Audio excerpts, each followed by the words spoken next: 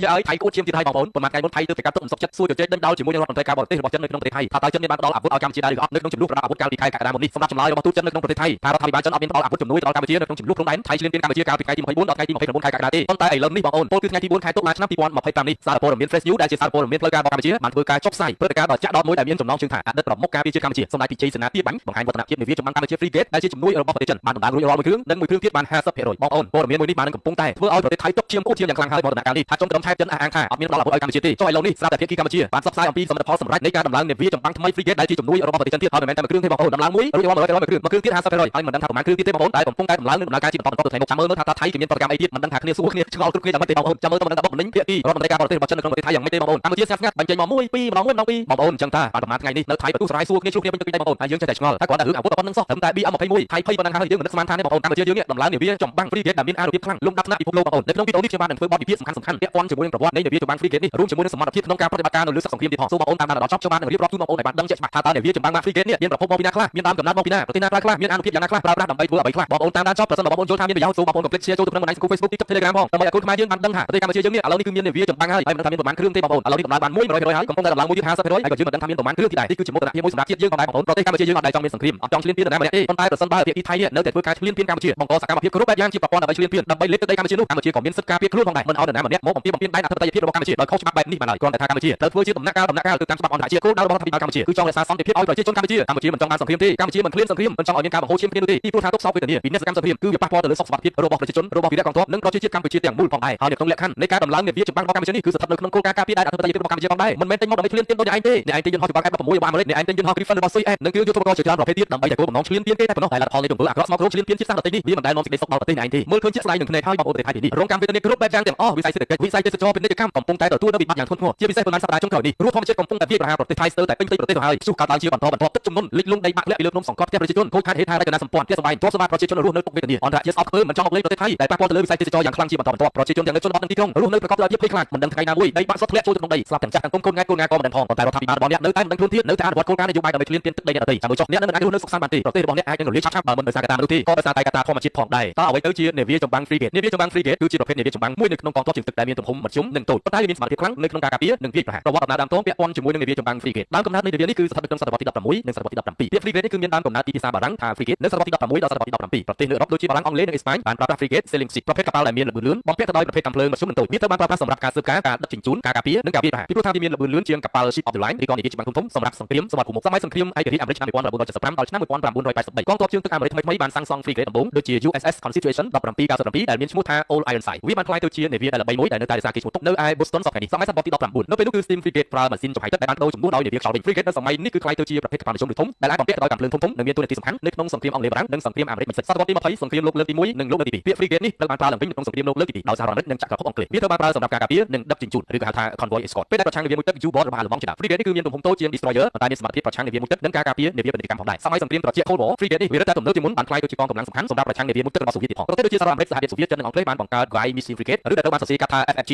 ដើម្បីប្រើកាំជ្រួចប្រឆាំងយន្តហោះនិងនាវាផ្សេងៗផងដែរនៅក្នុងសម័យទំនើបនេះសតវត្សទី21 Frigate សប្តាហ៍ថ្ងៃត្រូវបានបំពាក់ទៅដោយរ៉ាដាកាំជ្រួចនិងប្រព័ន្ធស៊ើបការឌីជីថលវាបានក្លាយទៅជាកម្លាំងចម្បងសម្រាប់ការការពារដែនសមុទ្រនិងទេសកម្មអន្តរជាតិនិងការបង្ក្រាបចោលសមុទ្រទៀតផងជាឧទាហរណ៍ជាក់ស្ដែងនៅក្នុងប្រទេសចិនបច្ចុប្បន្ននេះមានពពួកនាវាចម្បាំង Frigate នេះផងដែរគឺប្រពួក Thai 054A Frigate អាមេរិកគឺ USS Freedom Class ឬក៏សរសេរកាត់ថា LCS មានតួនាទីស្រដៀងគ្នានេះផងដែរសម្រាប់ប្រទេសថៃគឺមាន ATMS Naresuan Class Frigate សម្រាប់ប្រទេសកម្ពុជាយើងគឺមិនទាន់ដឹងឈ្មោះនិងតួនាទីវាឲ្យពិតប្រាកដទេប៉ុន្តែបើតាមរយៈសារព័ត៌មានដែលចេញផ្សាយដោយសារព័ត៌មានផ្លូវការរបស់កម្ពុជាគឺ Fresh News នៅថ្ងៃទី4ខែតុលាឆ្នាំ2025នេះគឺដូចអ្វីដែលខ្ញុំជម្រាបជូនខាងលើឃើញថាអតីតប្រមុខការពារជាតិកម្ពុជាសម្ដេចពិជ័យសេនាទីបាញ់បានបង្ហាញវឌ្ឍនភាពនាវាចម្បាំងកម្ពុជា Frigate ហើយដែលជាជំនួយរបស់ប្រទេសចិនដូច្នេះបើសិនជាតាមប្រភេទរបស់ប្រទេសចិនដែលគាត់បានប្រើប្រាស់គឺប្រភេទ Thai 054A Frigate នេះឯងប៉ុន្តែមកទល់ពេលបច្ចុប្បន្ននេះក្នុងសតវត្សទី21វាមិនមែនជា Frigate ចំនួនចាស់ទេវាត្រូវបានបំពាក់ទៅដោយរ៉ាដាកាំជ្រួចនិងប្រព័ន្ធស៊ើបការឌីជីថលព្រមទាំងបំពាក់ទៅដោយកាំភ្លើងធំដែលមានសមត្ថភាពពេញលេញដើម្បីអាចប្រឆាំងការពារនិងវាយប្រហារទៀតផងឥឡូវយើងមកនិយាយពីលក្ខណៈសំខាន់ៗរបស់ Frigate នាវា Frigate នេះគឺវាមានសមត្ថភាពនៅក្នុងការការពារនិងប្រឆាំងពពួកយន្តហោះនាវាមួយទឹកក៏វាអាចប្រឆាំងបានដែរដូចជាពពួក Submarine Warfare និង Surface Warfare ជាដើមអាវុធដែលអាចបំពាក់នៅលើ Frigate បានដូចជាកាំជ្រួចប្រឆាំងយន្តហោះនិងប្រឆាំងនាវាកាំភ្លើងទំនើប Naval Gun និងប្រព័ន្ធ Sonar និង Torpedo ប្រឆាំងនាវាមួយទឹក Helipad សម្រាប់ Helicopter ឧបត្ថម្ភចក្រដែលមានចំនួនច្រើនដើម្បីប្រឆាំងជាមួយនឹងនាវាមួយទឹកតួនាទីនៅក្នុងយុទ្ធសាស្ត្រសង្គ្រាមក្រៅពី Frigate អាចជួយការពារក្រុមនាវាដឹកជញ្ជូននិងកងកម្លាំងរបស់ខ្លួនហើយ Frigate ក៏ជាផ្នែកមួយដ៏សំខាន់នៅក្នុងការការពារនិងវាយប្រហារនៅក្នុងកងនាវាចម្បាំងតាមសមុទ្រដោយសារតែវាមានតម្លៃមិនខ្ពស់ពេកមិនថោកពេកនិងអាចដាក់ជាឈុតច្រើនបញ្ចូលគ្នាប្រទេសជាច្រើនបានប្រើប្រាស់នាវាចម្បាំង Frigate នេះជាឧបករណ៍សង្គ្រាមដ៏សំខាន់បំផុតសម្រាប់ការពារដែនសមុទ្រនិងសន្តិសុខអន្តរជាតិនៅក្នុងប្រទេសអាមេរិកក៏មានប្រើ Oliver Hazard Perry Class Frigate នាពេលបច្ចុប្បន្ននេះប៉ុន្តែរហូតដល់ឆ្នាំ2025គឺវាចំនួនចាស់បន្តិចហើយនៅប្រទេសចិនបច្ចុប្បន្នគឺប្រើប្រភេទ Thai 054A Frigate ដែលជាចំនួនបំពាក់ដោយបច្ចេកវិទ្យាថ្មីរួមគ្នាជាមួយប្រព័ន្ធរ៉ាដានិងកាំភ្លើងធំប្រភេទថ្មីទៀតផងបងប្អូនស្ដាប់មិនច្រឡំទេបាទឃើញថាប្រទេសកម្ពុជាយើងបច្ចុប្បន្នគឺយើងមាននាវាចម្បាំងប្រភេទអន្តរជាតិហើយដែលនេះគឺជាមោទនភាពបំផុតសម្រាប់ថ្នាក់ដឹកនាំកម្ពុជាយើងគាត់បានយកចិត្តទុកដាក់ទៅលើបញ្ហាការការពារជាតិបងប្អូនឃើញទេកម្ពុជាមិនមានគោលបំណងដើម្បីវាយប្រហារឈ្លានពានប្រទេស ទេសណាមួយទេប្រភេទ frigate នេះគឺគោលដៅសំខាន់យកមកដើម្បីការពារបើទោះបីជាមានសមត្ថភាពខ្ពស់នៅក្នុងការវាយប្រហារក៏ពិតមែននេះមិនមែនជារឿងចៃដន្យទេបងប្អូនចាំទេព័ត៌មានរបស់ថៃដែលនិយាយអំពីការកម្មង់ទិញនៅនាវាមួយទឹកពីប្រទេសចិនកន្លងមកហើយថៃអាចនឹងទទួលបាននៅក្នុងឆ្នាំ2028ខាងមុខនេះហើយឥឡូវនេះស្រាប់តែប្រទេសកម្ពុជាបានដំឡើងនាវាចម្បាំងដែលអាចប្រឆាំងជាមួយនឹងនាវាមួយទឹកទៅវិញវាគឺជាយុទ្ធសាស្ត្រការពារជាតិយ៉ាងច្បាស់ក្រឡែតដែលមិនអាចប្រកែកបានទេអ្នកដឹកនាំកម្ពុជាតែងតែគិតគូរអំពីការការពារជាតិទៀតនិចបងប្អូនប្រទេសកម្ពុជាអត់មានដែលអួតអាងពីគ្រឿងសព្វាវុធចំពោះជាតិសាសន៍ណាទេចំពោះប្រទេសណាទេប៉ុន្តែកម្ពុជាមានសិទ្ធិការពារខ្លួនដើម្បីស្វែងរកសន្តិភាពជូនប្រជាជនជូនប្រទេសជាតិនិងធ្វើជាគំរូដ៏ល្អសម្រាប់ប្រទេសលើពិភពលោកថាការកសាងសន្តិភាពមិនមែនស្ថិតនៅលើតែចុងកាំភ្លើងមួយមុខទេគោលជំហររបស់កម្ពុជាគឺជាការការពារខ្លួនស្វែងរកសន្តិភាពជូនប្រជាជនដាច់ខាតមិនមែនជាការឈ្លានពានសូមអរគុណបងប្អូនដែលចំណាយពេលវេលាដ៏មានតម្លៃក្នុងការតាមដានទស្សនាវីដេអូនេះសង្ឃឹមថាវីដេអូនេះនឹងមានប្រយោជន៍សម្រាប់បងប្អូនប្រជាជនខ្មែរគ្រប់រូបហើយក៏ជាដំណឹងដ៏រីករាយមួយផងដែរសម្រាប់ប្រជាជាតិយើងទាំងមូលសូមកាន់តែអ្វីទោះរាល់កំហុសខុសឆ្គងដែលកើតឡើងដោយអចេតនាបងប្អូនគ្រាន់តែចុចពាក្យ Subscribe នៅក្នុង Channel នេះបងប្អូននឹងទទួលបានព័ត៌មានថ្មីៗជារៀងរាល់ថ្ងៃអរគុណជម្រាបលា